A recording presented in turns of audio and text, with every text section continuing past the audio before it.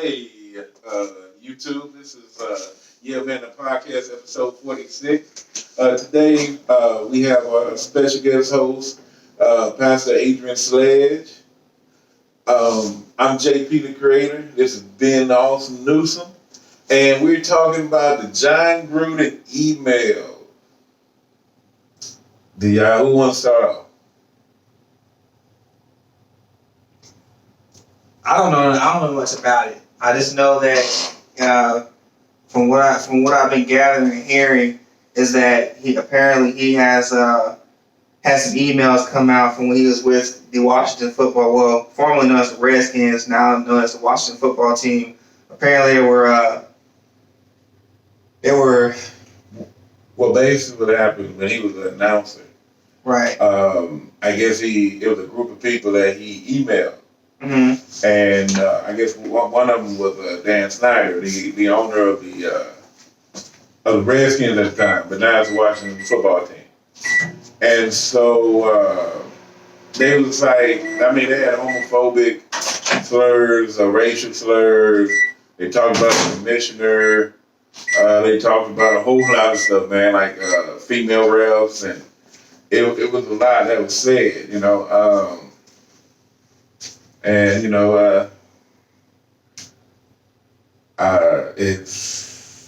was pretty graphic. It's pretty graphic, but you hear that in the locker room, though. What you think about it, Sledge? Well, I think that based on what we know and what we heard about is that it's evident that racism is on every level of what we deal with every day, whether it's politics, sports, in all walks of life. And whether you want to classify Jon Gruden as a racist or not, he did, based on what is he's alleged and what he's been accused of, he used some racial sensitive words, racially insensitive words. And I think, not only with his racial words and homophobic speech or whatever, I think we got to get to a place that whether it's racism or homophobia, it just gives us an idea that we still got a long way to go in the country. We have a long way to go. You played football before, right? Right. You've been in the locker room before, right? Right. Do you feel it was locker room talk, or you feel like it was a little bit more intense? Well, I'm going to be honest with you. Okay. I don't know who's listening to your podcast. Okay. And they may not like what I'm about to say right now. Okay. And, that kind of talk is never acceptable. Okay. It's one of those things where what made used to have been appropriate, but what they used to be cool, is no longer cool anymore. Okay. And I'm glad you brought up football. We both were graduates of Central Rock High School. Right. And we know, and we both know that there was a time, there was a coach that coached there for over almost 30, 40 years. Used racial slurs all the time. All the time. And no one said anything back then. And people are in that era thinking it's okay. And it's not. It wasn't okay then. And the reason I say people will get upset because you and I both know this is a person that many people love. But the reality is that he used a lot of racial undertones. He hurt a lot of people. And it's never accepted. I don't care who it's from and what you think they've done for the game of football or whatever. It's never accepted. Okay. I've been in the locker room, not necessarily for football, but just in the locker room in general. And kind of going off what you said, Pastor Slade, we're kind of that era and tone era now where things that used to be acceptable or were kind of glossed over. You can't really say things like that now without them being put out there and people basically being outed for what they say. So you have to watch what you say and what you do even in the locker room, I mean, you can't be in there talking about,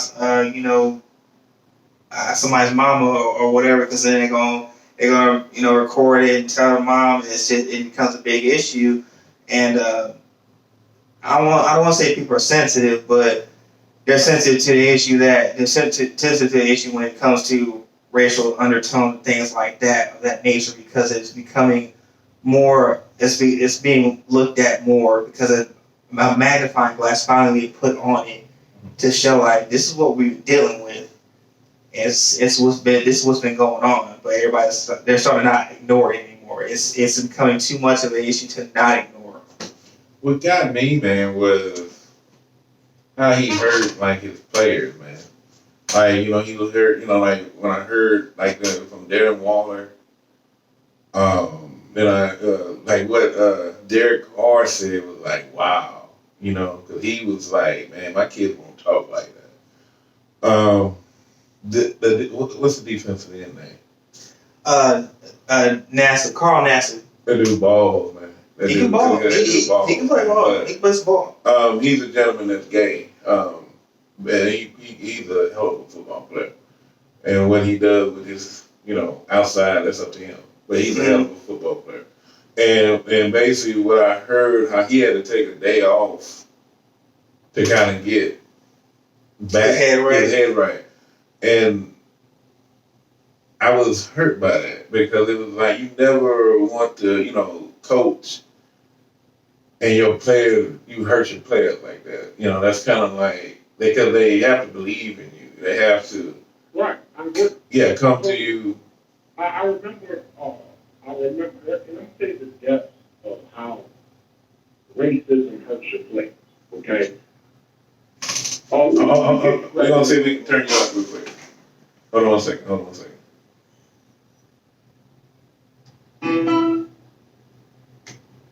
Say that works. Hello? Yeah, what year you graduated? I graduated in 98. All right. From 1998 to 1927 is when I alma mater. Right.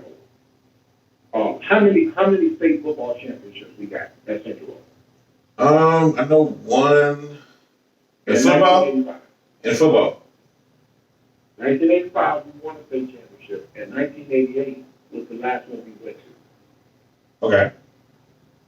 All right. And I will be honest with you. When you play for a coach that is deemed to be racist or seems to be racist, it hurts people. Okay. And a lot of the reason why we didn't have that success with that was because of that. I'm just going to be honest with you. Mm-hmm. That's the reason why we had it. A lot of black players quit because there was a lot of hurtful things said in that locker room. And you got to remember, if this is what Jon Gruden and what others is affecting adults, what do you think is doing with 16, 17-year-old kids? You know what? I wanted to talk about that. And it's just my opinion, because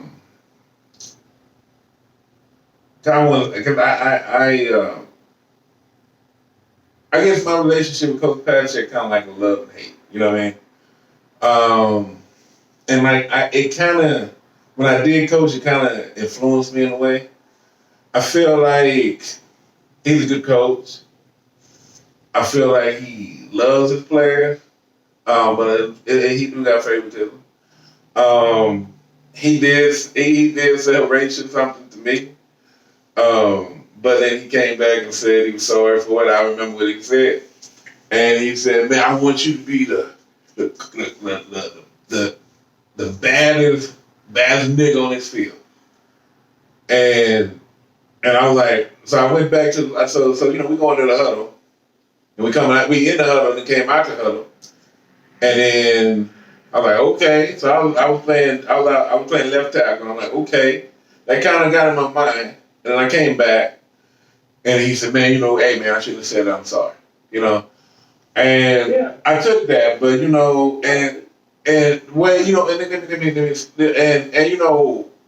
I just said some stuff to people as a player, a coach.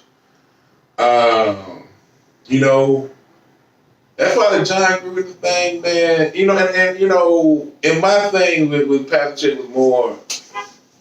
It wasn't what he said to me. It was like it was more.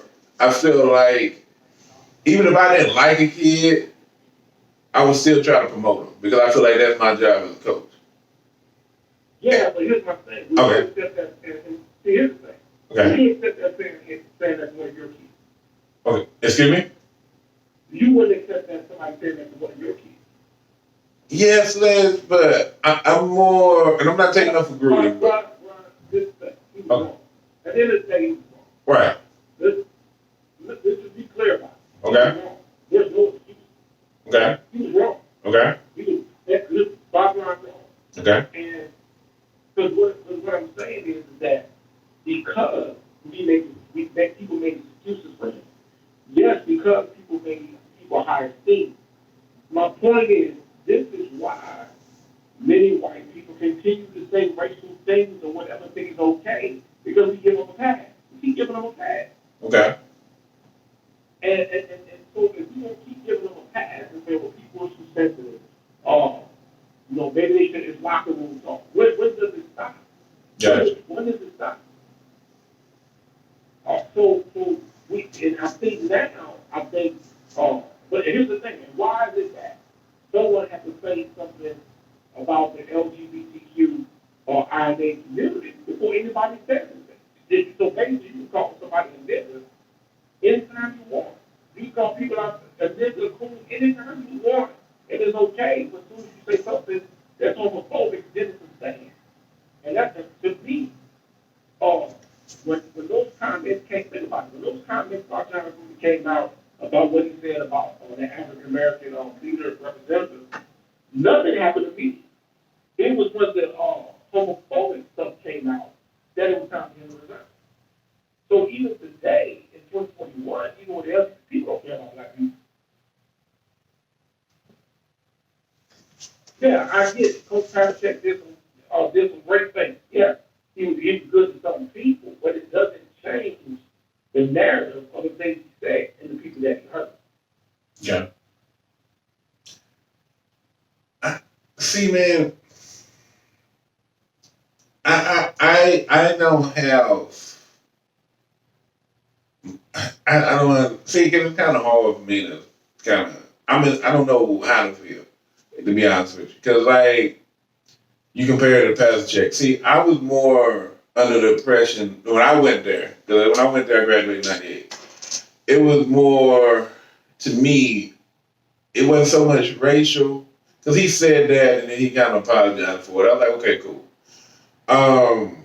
I felt like he respected me because I went to the gym all the time, so I felt like he respected me for that. But at the same time, I feel like when somebody does that and they show they enter your program, that's who you make captains. That's who you try to push. You know what I mean? To go to college, like small colleges or whatever. That's good. That's a good example. Yeah. Okay. If their boss told you he wants you to be the best nigga at the job, how would you respond to that? That's a great question, though. If your boss right now told you, I need you to be the best nigga at the job, how would you respond to that? So you talking, okay, so my, let me see this. I work for myself. So if my broker told me that, right? Mm-hmm. I don't think he would say that, but I would leave. I would leave. Or, you know what, my bad, I probably should have said it. No, you would leave. You would have a problem with that. Let's not give people a pass just because they're an idol. Nobody wants to talk about it. And that's the problem, my point. We allow certain people to get away with certain things, and we don't say anything to make them accountable. Yeah. Don't make them accountable. And that's and the problem is that's why you have that's one of the reasons behind it. That's one of the reasons why that football program has always been a stalemate. Because there were black Hispanic players. You might have been cool with it, but the other ones wasn't. I was there. Listen, I was there when he told a black player that a black guy who probably been one of the best quarterbacks Pro Central was, and he told me that black people weren't smart enough to play quarterback. Wow. I was standing there. See, when we was there, he never said nothing like that. But you could tell he had some favorites, But you could tell. But but that you can tell. But like with the Gruden thing, man, I just. And then what Keyshawn didn't basically say he was a bad person. Yeah. Well, the Gruden comes from that old school coaching tree. Now, they try to be like him, but a lot of emails going to Bruce Allen, who has been accused of being sexist. So, Washington football team got all kinds of issues. Right. That whole circle has a lot of issues. But the reality is we are in a season, in a time, that I'm not saying Jon Gruden is a racist. I'm not saying any of these coaches are racist. But the bottom line is that when do we set a standard that this type of language behavior is not going to be tolerated on any level? But many of us as black people, we have accepted that because we've accepted that as locker room talk or that's just coach talking. I know people in the KKK that make sure poor children are fed because that make the KKK good or maybe want to join the KKK. I got you.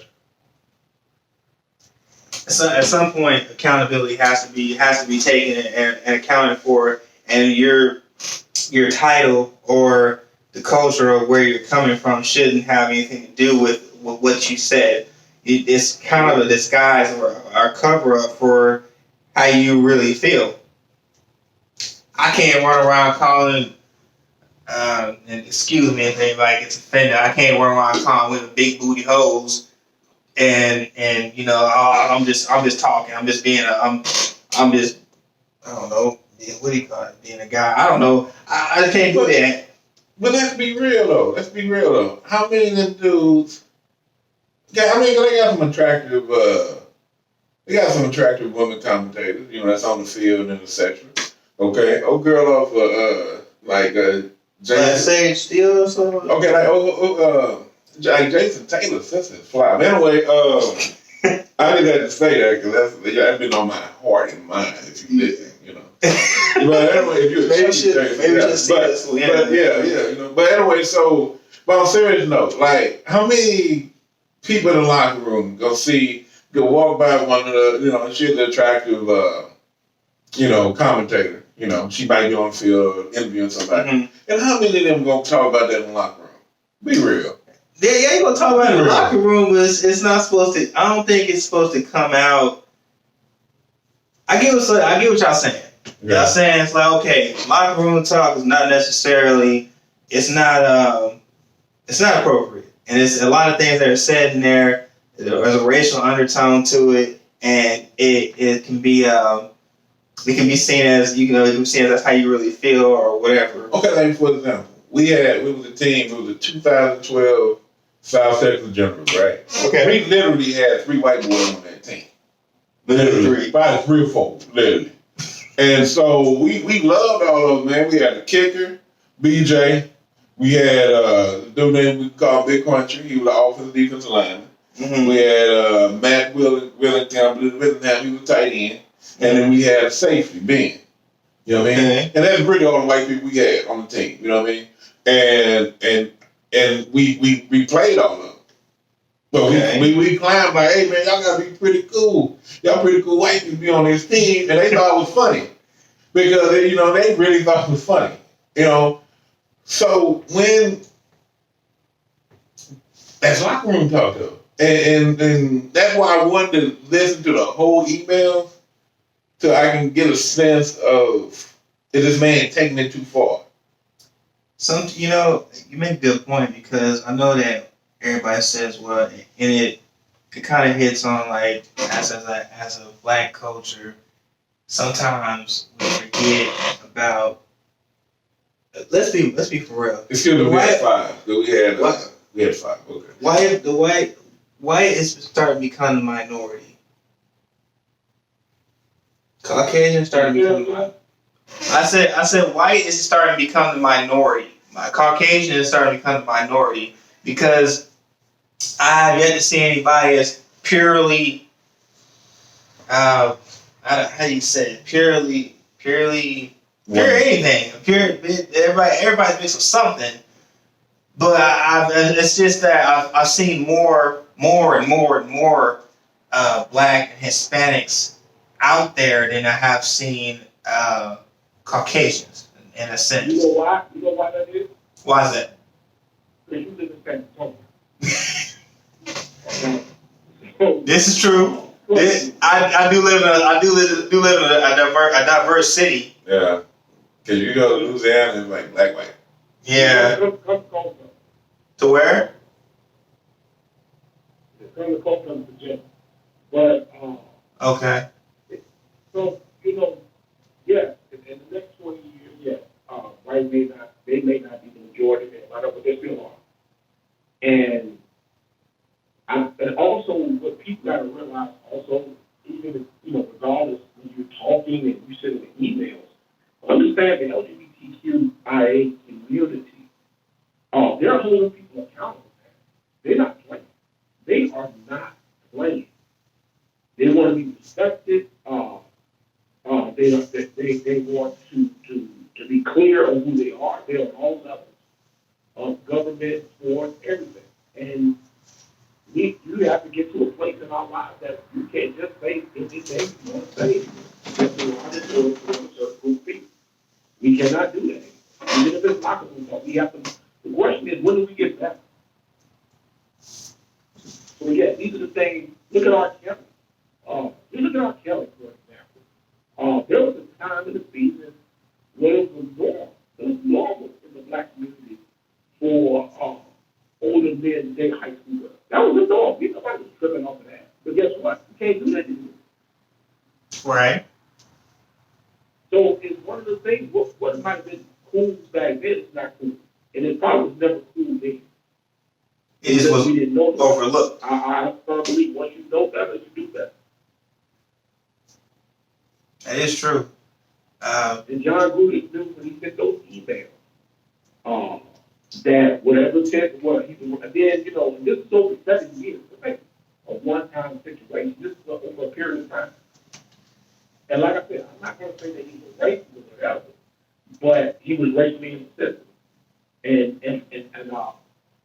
And basically what happened is you got a lot of black athletes that are trying to give him a pass. But I'm going to tell you right now, when you start saying the LGBTQ, you're not giving them a pass. I promise you that.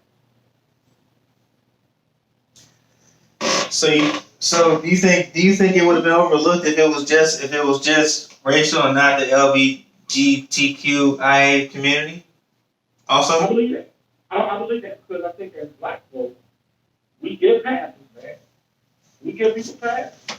They come back and they say they sorry, and we give passes. I'm not saying forgiveness and reconciliation is never an option, but people must be accountable. Which means if you say racist stuff, you should be fired, or you should be removed from your position. That's bottom line. Right. I don't care who you are. Okay. Let me play devil's advocate. It was 10 years ago, so we all agree that 10 years ago we were different people, right? Different mindsets, etc. Right? Yeah. No, when it comes to racism, 10 years ago, that was wrong 10 years ago. Okay, I agree with that. But let's say, let me play devil's advocate. That was 10 years ago. Would it be different 10 years ago? Well, would you feel differently about the statements if it was 10 years ago versus last week? No, I wouldn't. Yeah. I would. I felt like I felt like this. I'm still hurt by statements that people said in racial that happened over 30 years. Okay. Yeah. 30 years. Because I'm like I said, a lot of people make it upset when we hear it all. Yeah. At the end of the day. But the bottom line is that, yeah, let's be honest, our coach should have got fired. He shouldn't even been the coach that when you got there. So this is there? Oh no, he passed away. Same pass? Oh. Yeah. So we now I do get people change as they get older, but now like I said, in this situation, it's like this. If you commit a crime 20 years ago, you commit murder 20 years ago, and it comes out now, you think you should still get punished? I mean, it was, yeah. And I don't think, like I said, I don't think, to be honest, I could be wrong. I don't think if you would have just had that one statement 10 years ago, I think he could have apologized and moved on. It was a series of things over 7-year period that he said. I feel like the one said about the commissioner. What is that, commissioner? You know, he said he didn't really know football, which I kind of agree.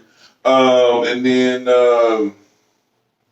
I felt that was, you know, his. Yeah, it's not good when you talk about your boss, but a lot of us do. A lot of us do. You know what I mean? A lot of us do. I'm self-employed though, but you know, I guess I talk about myself sometimes. But now, but you still have people that you have to a third party have to work with, so they kind of your boss at the same time. I guess you can say that,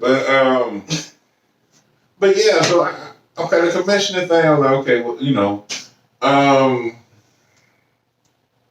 then they were saying a racial trope when they were talking about the gentleman from the NFL Players Association, and I was like, you know, that was wrong. You know, that was wrong. But I would really like to hear the whole email, though. Like I said again, should he got fired from his players' reactions? Yeah, because his players was really hurt, man. His players was really hurt, and the players that talked were the players that turned around the Raiders football organization. So yeah, I don't know how he could have came back and they followed him. I don't know.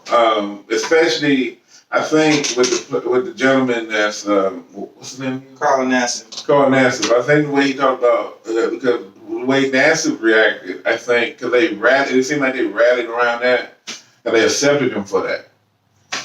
But I go back again to the locker room talk. Like, you know, they kid him for being gay. You know that. But see, is there a difference between, like my mother would say, it's a difference between kidding somebody and making fun of somebody. I bet you, I know they kid him for being gay. But making fun of him is, you know, when he goes into the locker room, you put being gay in the jock strap, you tear up his pants, you try to make life hard for him. That's bullying, basically. Yeah, but they just like the incognito thing. Yeah, Richie Incognito and that. Yeah. What was that dude's name? Sledge, you remember that guy's name? He did to a lot of people. Incognito, and that was a black dude. Yeah. So Incognito was rough, and they said that they kind of villainized him. But he still played. He still played, but they kind of villainized him like, you know, he's a big bully and all this. But then they said the dude was engaged in the same behavior, like he couldn't, but he could dish it, but he couldn't take it. So that's why, like, that locker room does talk. That's why we need to get away from that. Period. We need to get away from that. Period. Like I said, you know, when you know better, you do better. Right. But don't you? And I think that email Jon Gruden sent to Bruce Allen, like I said, Bruce Allen, the Washington football team, they got so many issues with sexual harassment, the racial undertone of their logo at one point. It's just man, that's the whole thing is that we can't talk about systemic racism and as black people make excuses for when they do. Right. That's the key. I think we make more excuses for. We give a pass to white people. They say whatever they want to say, do whatever. We give them a pass. I think the problem is we're too forgiving, and there's nothing wrong. And here's the thing: there's nothing wrong with being forgiving, But just because I forgive you does not mean I don't make you accountable. Right. Right. And that's what I think a lot of us are forgetting, and this is why we cannot get a handle of this racism, because we're forgiving people, but we're not holding them accountable. And I think with Jon Gruden, I don't even think Jon Gruden was held accountable, to be honest with you, because they let him resign. He should have been fired. I mean, I don't see him coaching or doing anything as far as ESPN is concerned, or any kind of national televised communication anytime soon, or in the near future. Okay, let me ask you this: the guy you can coach for Tech, Leach, Mike Leach, right? You can put a kid in a shed room and it was a shed. Okay, you can put him in a shed, right, and get hired again, but you can't. But you write email, you can't get hired again. Well, whose son was that? Howie Long's son. Was it Howie Long? It was one of the announcers. I think he played for the Lions. No, I think he was Michigan. I don't know who it was. That was one of the announcers' sons. They put him in a shed because he had a concussion, so they wanted him in a dark room. So they put him in a shed, and but you see how long it took Leach to get back to it, though. I mean, I don't know. Let's put it this way: if Leach, I'll just say this: if Leach was black, do you think he should be hired? That's a tough one. That's tough. I'm just saying because I don't think he should have got. I don't think he should have got hired again because he basically didn't care. Well, I mean, I don't know why he put him in. I don't know why his reason for putting him in the shed was like to put him in a dark room or something. Really, dude should have been at practice in the first place. He had a concussion. I mean, he probably should have been in his room studying film or something like that, not out in the sun. You know, where he could get even possibly more injury because it's a head injury. So that's just my thinking on it. Well, as far as Gruden is concerned, I mean, I have a child now that I am a parent. Okay, but if you would have, and that wasn't a racial incident, but that was more of a coach having too much power. Because you have on a college team. Words from coaches have power too, though. Excuse me. Words from coaches have power too. I understand that, but if you would have stopped, if Leach didn't get hired nowhere, Leach shouldn't be hired nowhere. That kid could have had brain damage or something serious. Well, yeah, he should have been. And you got staff there. You got kids that You have medical staff there. And then you got college assistants, and you can have a college. You can have a dude that's taking it for credit and just sat there with him. He gonna get credit, and that's the reason he there. So I'm like, you just sat there with the kid. You know what I mean? That's what you do today. You know, sit there with and he would have did it because he would have got hours. So, but I'm not lying. So why not do that? But he didn't care about the kid that much. He was just like whatever. Because he was just whatever. Whatever. But you're just making a point though. Like I bet his actions. If he had Crabtree, I bet you he would have somebody sit there with him. Oh, Crabtree would have been. Yeah, he would have been in the hotel chilling. Yeah. Getting his nails done, feet done, feeding them grapes and carrying like he's a king or something. Right.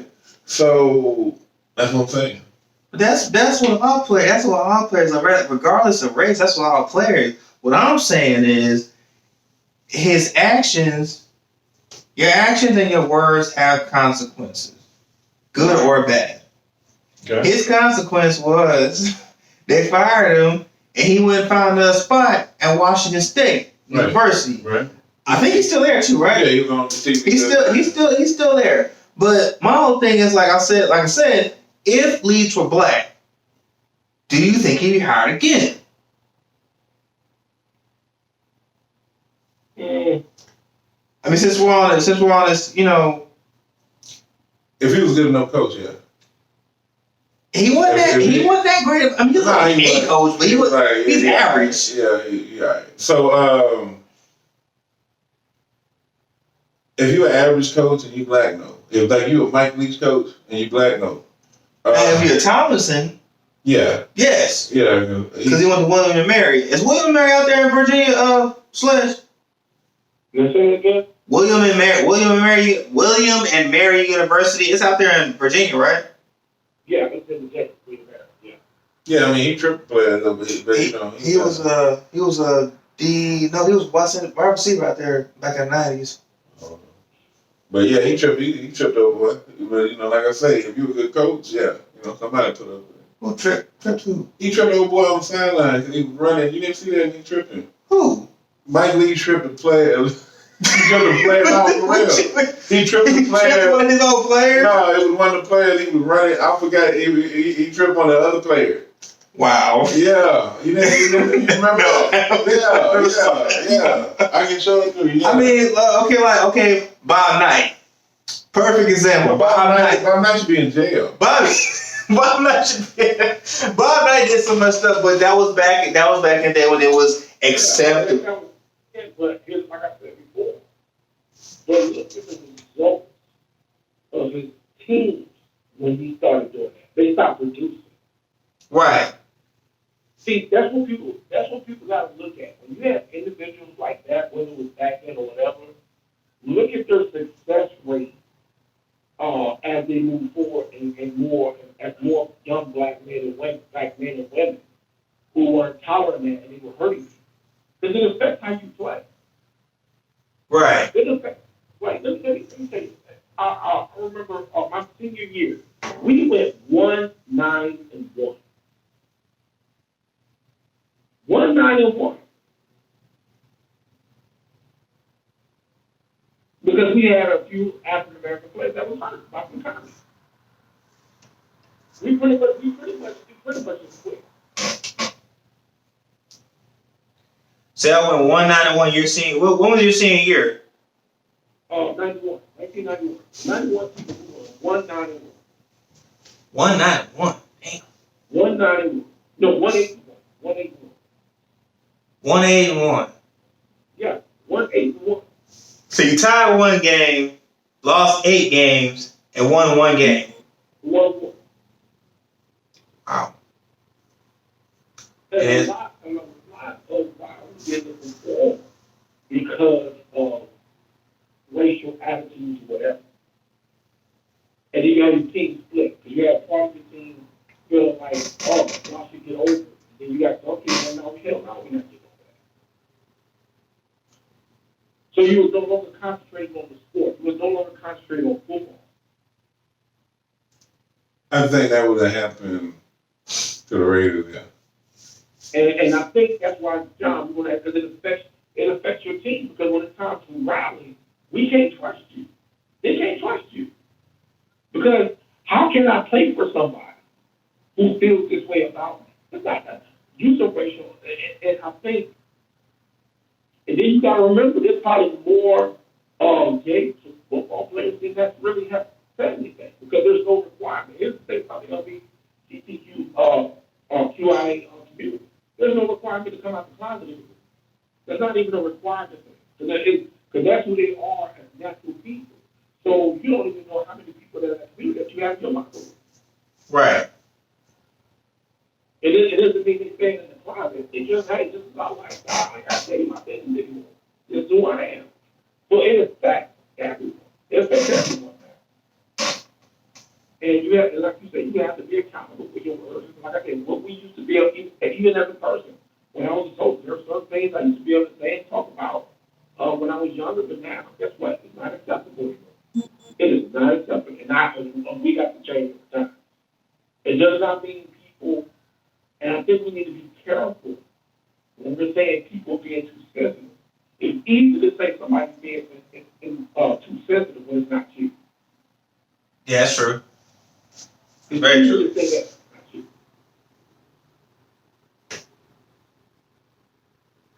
It's very true. When it's not you and you're not in that situation, you can't. Yeah, you can say, oh, yeah, they just being sensitive.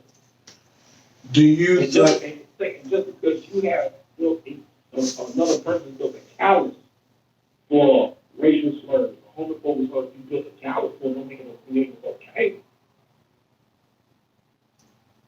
Yeah, don't get me wrong. I'm not all in all support of the council. It's funny, as a black person, you know how we always say that the legal system is not made for black people. You know how we say that? Right. So what we teach each other is stay out the system, right? Right. So you may have an issue with the cancel culture. And guess what? The best way to deal with the cancel culture is to say no dog rap.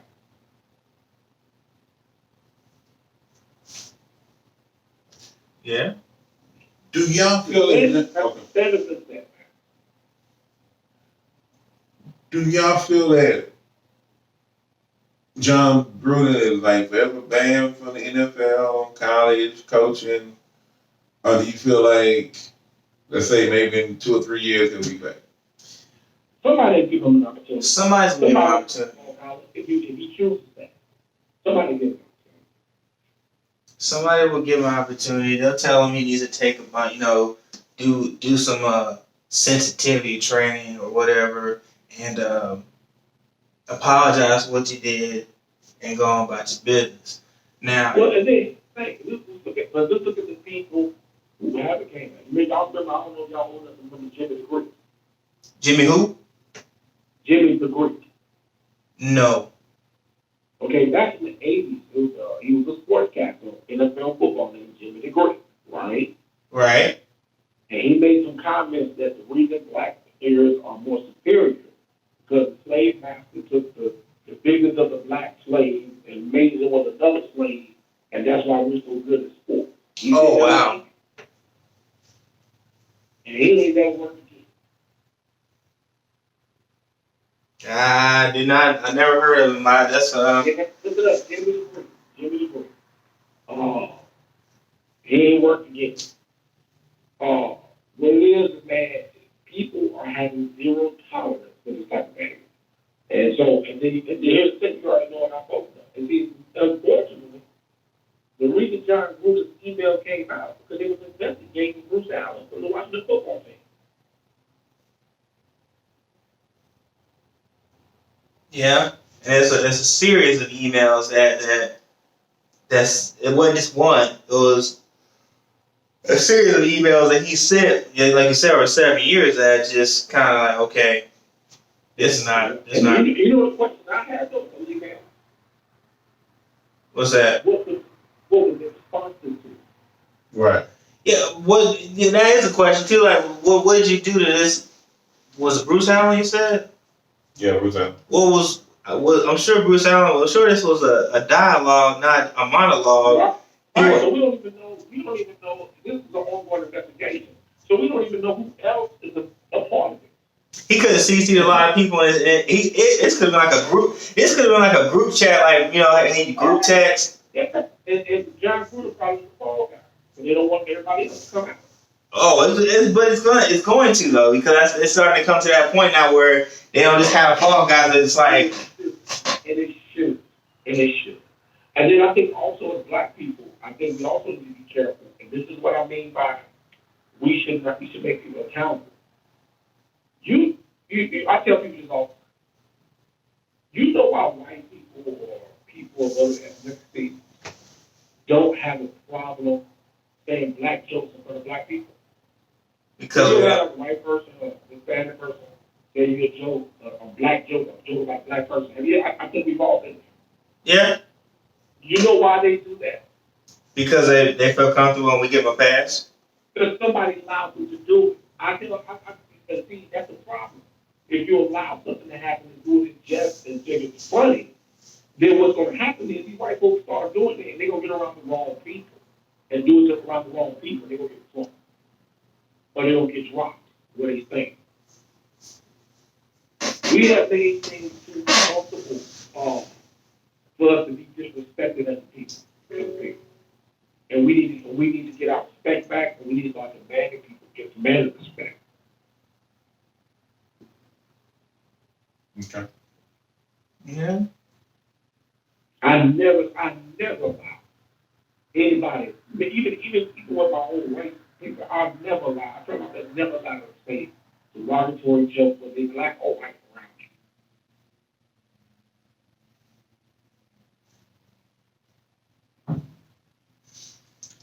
Do you think Jon Gruden would be remembered as the Tampa Bay coach who led him to the Super Bowl? Or do you think Jon Gruden will be remembered? I mean, Jon Gruden, my bad. Jon Gruden, Jon Gruden, I'm sorry. Do you think Jon Gruden will be remembered for his coaching style, him leading, being a Raiders coach, being a Super Bowl coach with the Tampa Bay Buccaneers, or do you think he'll always be? You already know Tampa Bay moved his name from every part. Yeah, they removed it from. Yeah. They removed it from Ring of Honor. I guess my question is this though: do you think he'd be remembered for his coaching accolades, or more for this email situation scandal? I think, I was never a big Jon Gruden fan. Okay. I think he'll be remembered. Yeah, I still remember him with a Super Bowl or whatever. But here's the thing: it's equivalent to asking you this question. What do you think R. Kelly's gonna be moving for now? Not his music. What is Bill Cosby gonna get for now? Right. So that's the unfortunate. That is the unfortunate situation when you don't think about your words and your actions does affect your legacy. The things your actions does affect your legacy. And the reality is one bad decision or a series of bad decisions can destroy your legacy, everything you worked for. Unfortunately, a lot of us are not on a level where people are trying to protect our legacy. We're not on that level.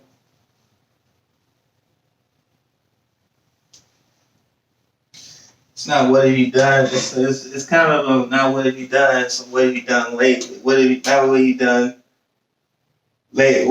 for me lately? Not what have you done in the past. So it becomes an issue of, okay, you did all that, but now we're gonna remember you for this for the rest of your life. One little mistake. But see, I think well, it's not one little mistake. It was a bunch of mistakes that finally came out. But see, I think the thing about Jon Gruden is he had every major group that can be offended. Every group. Yeah, he had the minority group. He was talking about dudes live so big as a Michelin tire or something like that. He talks about women because he said women shouldn't be officials. He talked about the LGBTQ. community. Yeah.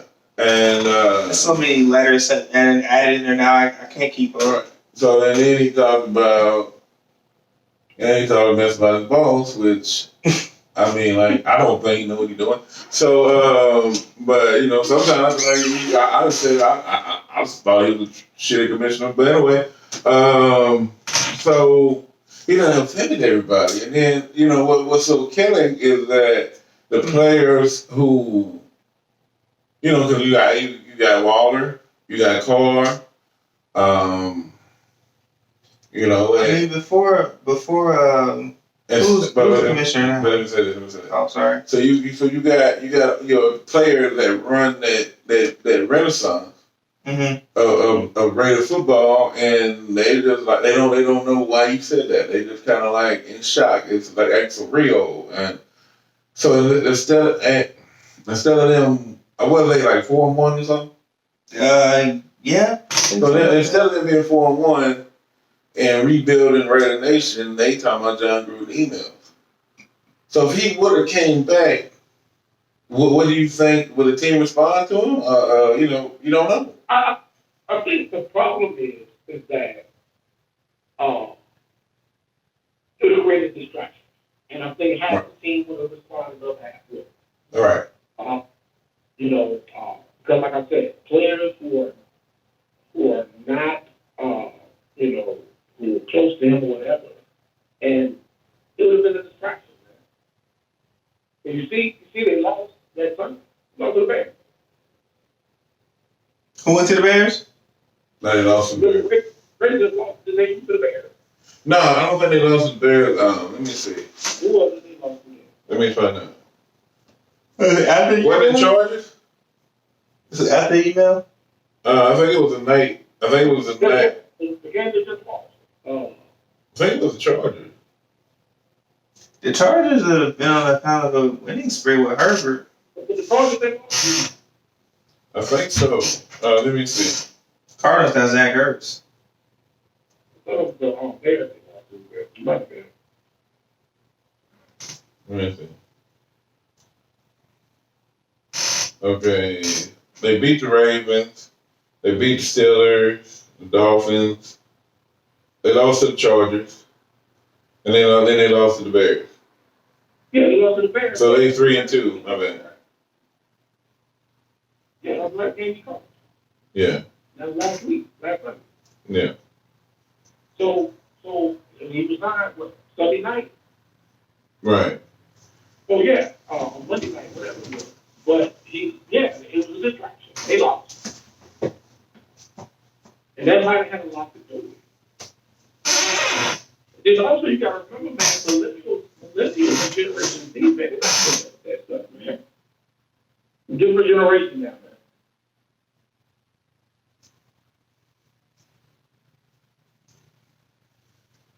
And, hopefully, he'll be fine. So let me ask this. If you was an NFL official, a college dean, say a high school athletic director, let's say you would hire Jon Gruden to coach your football team, what would Jon Gruden have to do to become your head coach? Or would you just say you can't become the head coach? You talking about after this incident? After this incident, let's say like in a year or two, Jon Gruden want to coach Texas. Let's say in a year or two, Jon Gruden. Absolutely not. Okay. Let's say in a year or two, Jon Gruden want to coach Texas. And here's the question I always ask. Okay. Are you sorry for what you said? Or are I'm you sorry. really sorry because you got caught? Because you got. I was just about to say that. Are you sorry for what you said? You're sorry you got caught. When I got in trouble, I have a little, legal history behind me. That's 10 years behind me. But when I got caught, it was like, I'm not sorry I got caught. I'm not sorry that I was doing it. I'm sorry I got caught. Yeah, so if you would have never got caught, you probably never apologized. Exactly.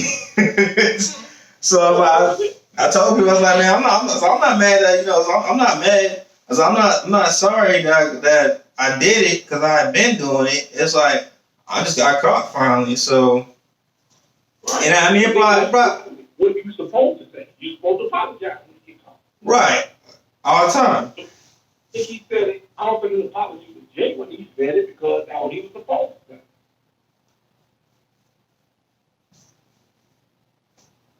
How about you? Would Then you? he made a comment, I didn't mean to hurt anybody.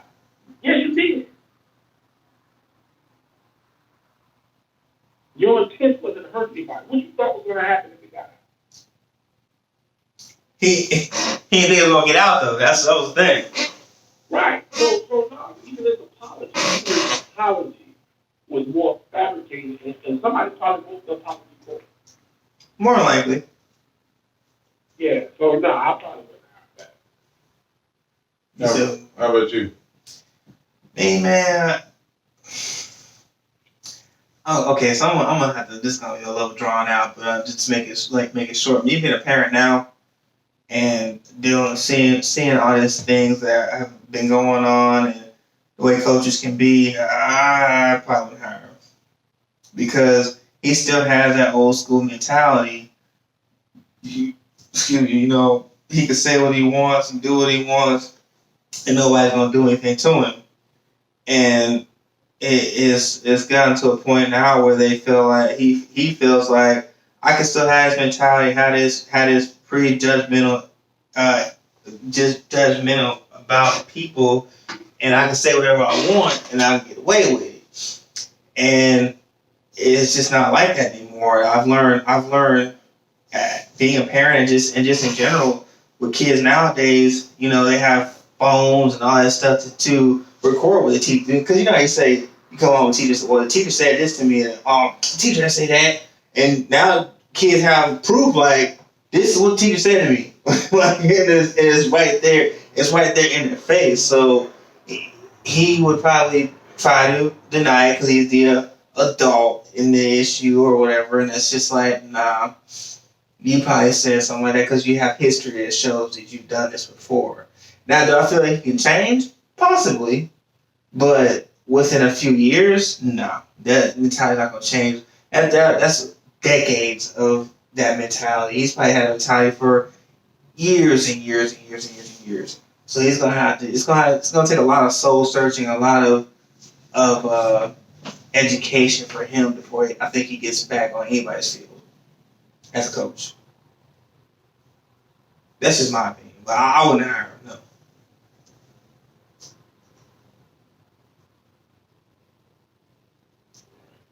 That's a.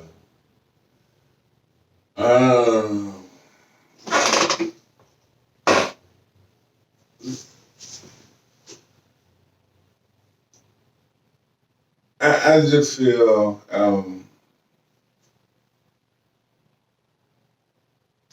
because I've seen the way he hurt his players, man, and that what got me. When you have somebody that you won a Super Bowl with say you just a bad person, like Keyshawn. That was like, wow. Keyshawn with the Bucks? Well, he did. Yeah. And so like when you have people like that was like, okay. Like what Derek Carr said, Waller, unless you have a player that's probably one of the better defensive players, just not say, hey, I gotta take off.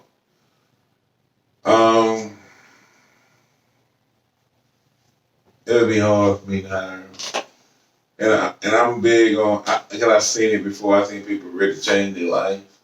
I've seen people who are felons, and when you see them now in their life, you would think they were lying if they tell you they were a felon. Mm-hmm. Because they are so professional and they learn from that. Mm-hmm. I just really hope he learns from that. Part of me wants to see him get rehired somewhere, like maybe like in a couple of years, to kind of prove that I've never been into like, okay, when somebody got a felony, that's just not, you can't do this. So I feel like people can change, but at the same time, I'm like, it's a rough situation for me. And like I would pass on it. I wouldn't want to hire him. But do I feel like it'd be a hard hire for somebody. But I feel like somebody would take that chance. He's gonna make somebody's equipment aid before he becomes a coach. I mean, it's just gonna be that. It's just that simple. And he's not. Now, do y'all see him back on TV before he being a coach, or do you see him being a coach before he get back on TV? Probably. Well, damn, that's kind of hard too because I don't think they'll be on TV. I don't think he'll. I think he's gonna be at a small school. He's gonna have to work his way back up. He's back at the bottom. I think Think he's done. he's done? I think he's done. I think, and I think there's more. I think because it was not just racial conversation, but the homophobic. I think he's done. I think he made enough money. He made enough money. He did right off the book. Rob Pearson said and call it a day. Maybe make some investments, ghost investments that they don't know is him. But and like I said, he may coach in high school or a D3 college or something like that. But I think he's done. yeah, I just. And he should be done. He should be done. What do you think? Do you think there'll be more fallback, more people getting more people getting um, punished for that was related to the email, like people you send email to. No, I just think people just need to be aware and be careful what they're saying. You know, when you put stuff on the internet, Facebook, whatever, that stuff stays there. Gotcha. Yeah, it does, and that's why I was kind of talking to her now about before. Things stay on the internet. Anything you put in electronically or out there on the internet, it's gonna be out there. And it stays there. It doesn't just disappear. It may disappear on your end, but it doesn't disappear on everybody else's end. People take screenshots, pictures, and all kind of stuff. So it's proof that you put it out there. Yeah. So Okay, let me ask you got to be careful what you put out there. This might be. And look, we need to pray for a lot about that. Man, some of the things we said and done back in the day that, you know, can be brought up against the world now. Because, like I said, there's a lot of stuff we didn't know. We didn't know better. And whether it's something, you know, what you thought was just shooting your shot with a young lady, found out 15, 20 years later, you was acting sexual harassment. Okay, but we're gonna that's probably another podcast. That's probably another podcast.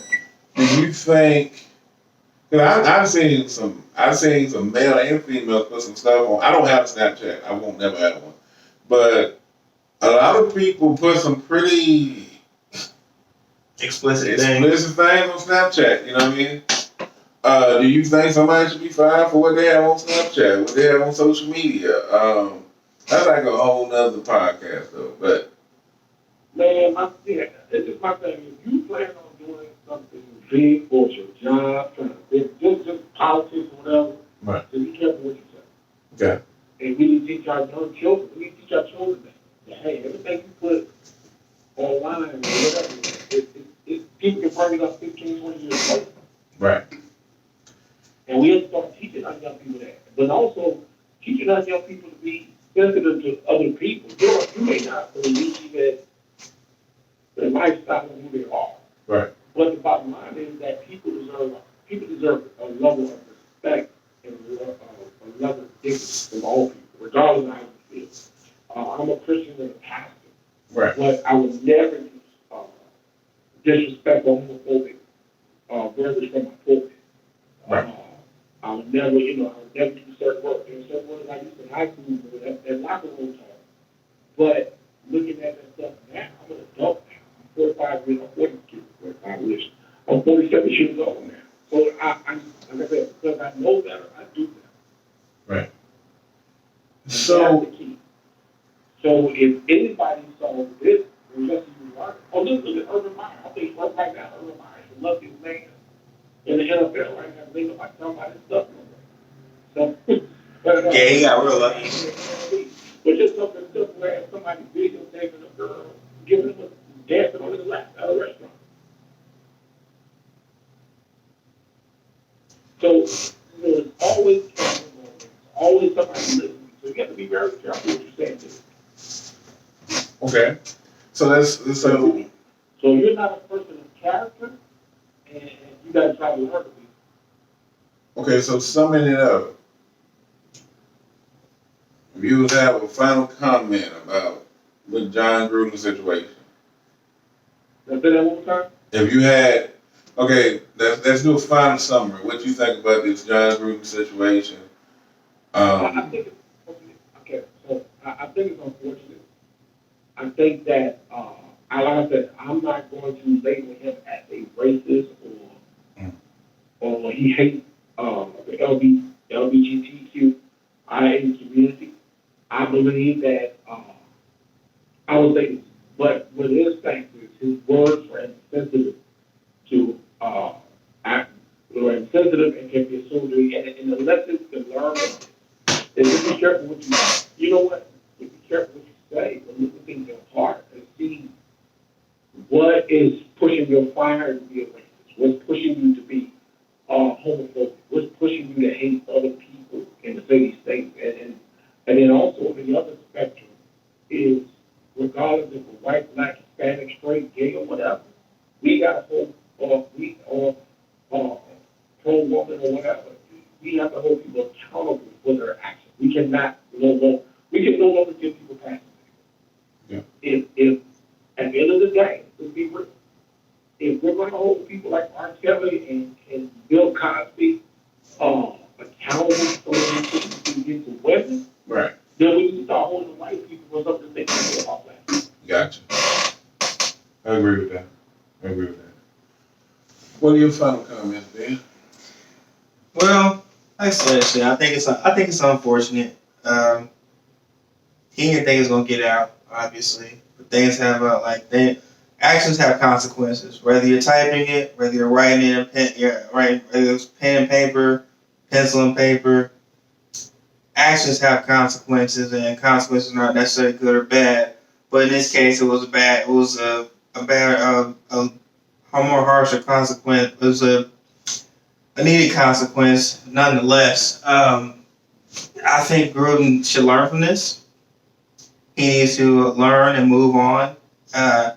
It's gonna follow him though. It's gonna be like a scarlet letter. How she walked around with a scarlet A on her chest. That's gonna be his scarlet letter right there.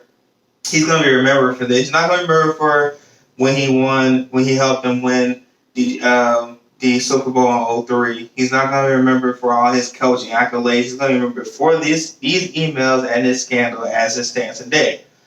It's kind of like Nancy Kerrigan and what's that girl's name?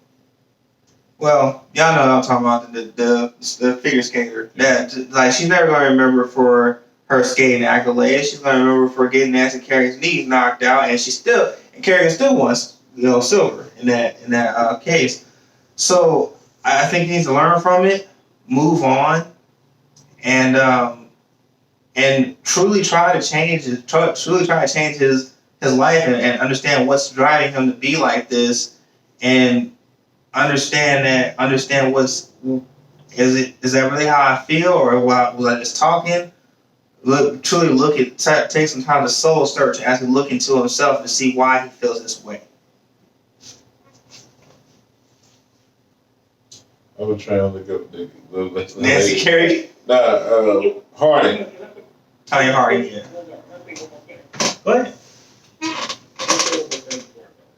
I don't know how much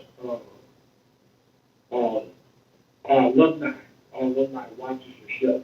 Okay. And one, I want to say, not my goal was never to badmouth or trash the individual coach we're talking about, because he has done some great things for that school.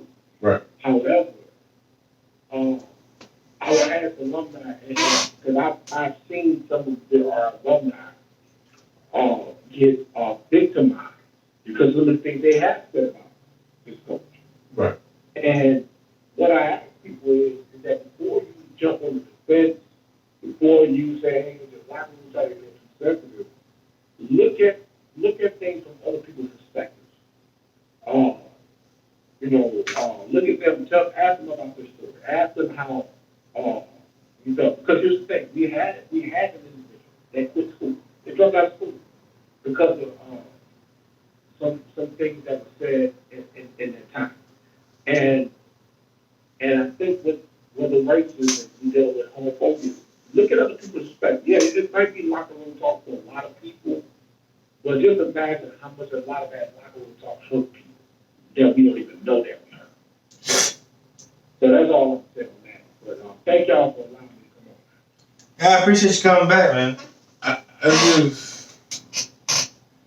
I'm kind of at a loss for words, man, because it just,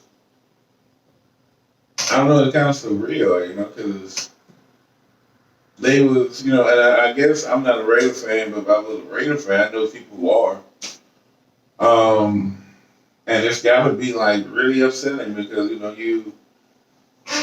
they switch coaches, like a lot of people switch shoes, man, and then you have Gruden, which was somebody they loved in the first place, and then he comes back, and then it's kind of like, and to me, it's kind of like if Jimmy Johnson would come back to the Cowboys, it's like, like he ain't gonna do that, but it's like it means like we are back on that road again, or if John Madden came back, you know what I mean?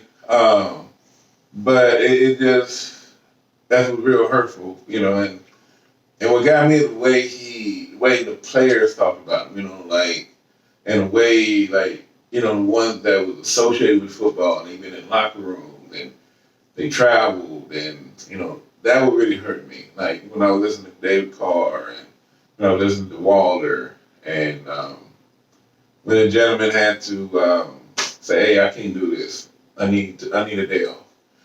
That what really got me because you really hurt them, man. You really kind of made them feel like, wow, you know, like he lied to them. And so, man, I just feel like we need to watch what we say, but at the same time, I feel like we need to search for understanding. So, like, when something is said, we don't understand it, we say, hey, what do you mean by that? Why are you saying that? You know, but what he did was wrong. And I think what's happening in Gruden, I hope that stops other things from happening. And that's all I have to say about it. Our next episode is we have Don Davis on.